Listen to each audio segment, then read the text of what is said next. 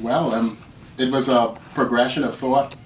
I began to find out that getting around in Nassau was getting more and more difficult. Definitely. And so I found out after teaching many years in the Family Islands, science teacher, when I returned here, I found out that there was just too much traffic. And so I found out I could easily get by around the traffic, through traffic, no parking problems, stuff, and I could keep healthy as well too. I'm 56 years old, and I have the blood pressure and cholesterol levels of a teenager. What year was this when you decided that? 2007. When I sold my car, my family asked me if I had... Flip? Yes. And I told them no, and I kept my word, and I've been pretty smiling and happy with it ever since. Okay, I've got questions. And so many questions. Okay. So you everywhere you go, do you ride at night? Do you ride anywhere? You go to church or to work? Tell us about it. I mean, everywhere you just ride a bike to where you need to go. Well, when I look at the car, I think, what inconvenience of being stuck in traffic, going around looking for parking spots. This is not me. I don't need that kind of hassle. So I just said, get my bike, ride through the traffic.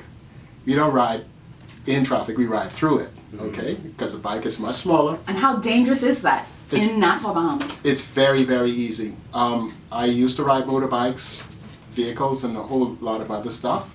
And I've learned a lot of good safety techniques that I use. Matter of fact, I have a course on effective cycling over here, plus street smarts on bicycling, and a whole lot of other things here that shows that anyone can do it. If I can do it, then I feel right that I will definitely need to come to you when I get my bicycle, and you have to teach me some safety tips, because the drivers out there, they're so ridiculously are they courteous? unsafe. Are drivers courteous enough out there? Yes, they are courteous. Once you catch their eye and you give them a smile, you do not be combative. You learn to assert your rights on the road. Assert your rights. again- How do you do that? You let them know by buying a little license, $10 a year, that you have a right to be on the road. If they're going faster than you, you yield, let them go. If you're going just as fast as they are, you maintain your lane position. And if you're overtaking, because they're stuck in traffic, you just exercise What your about right. hand signals? Do you do hand signals as well? I do hand signals and also body positioning. Like if I'm getting good to go into the turning lane, I move over. Okay. Sometimes I do a little hand signal and stuff like that. Has anyone ever bumped you?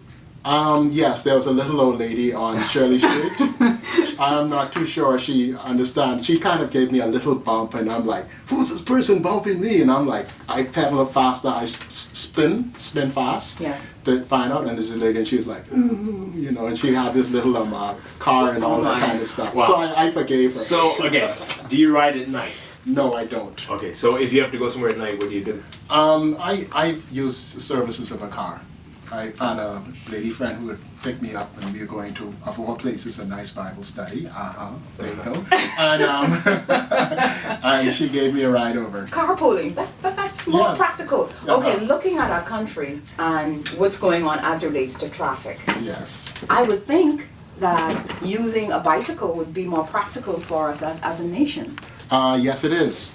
The average Bahamian, according to a COB study, spends $7,300 a year on their car. So if you, 7,300, that's per annum. yes, That does not include licensage and that's the total cost. insurance. TCO, total Okay. cost of operation per year.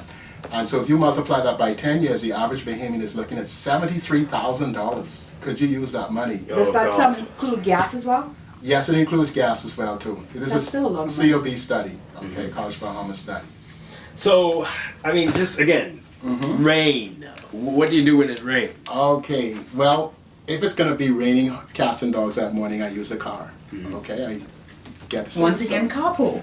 However, one time I was working at a shop, and family called and said, "Hey, it's raining. You want us to come collect you?" I said, "No, the rain's coming up." So I left the shop, and when I left that shop, it rained cats and dogs. Well, Were you riding? I had a great time. By the time I got home, I was pumped. What do you do if you know the streets here flood very easily? I mean, how does that impact you? I rode through the flood. Okay. The rain is so clean, it just like invigorates your body. What? No, mean- so when you're coming to work, and you're all sweaty or wet with rain. I mean, how how can you? Okay. Yeah, explain that. To I us. have a lawyer friend of mine who rides to work, and he's also he has the money in wherewithal to make a shower for himself, and he's been In relying his on the office. company. But the company says, well, you know, then that's not a priority for them. I said, if you're riding to work, you've got to make a way for yourself, for your own comfort. Do not depend on your company to do it for you because they really don't see the wisdom of it.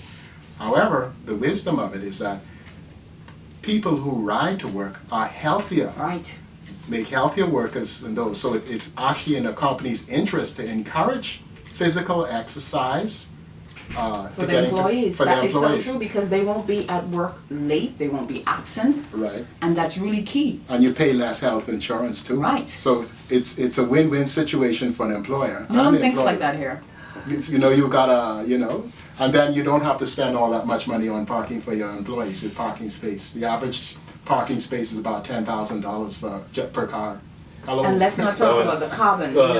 Your carbon footprint is Yeah, just it's zero. better for the environment, I'm sure. Oh, yeah. So no one's ever tried to, as they say, teeth your bike? Well, I keep it locked up. I've had a couple of bikes stolen in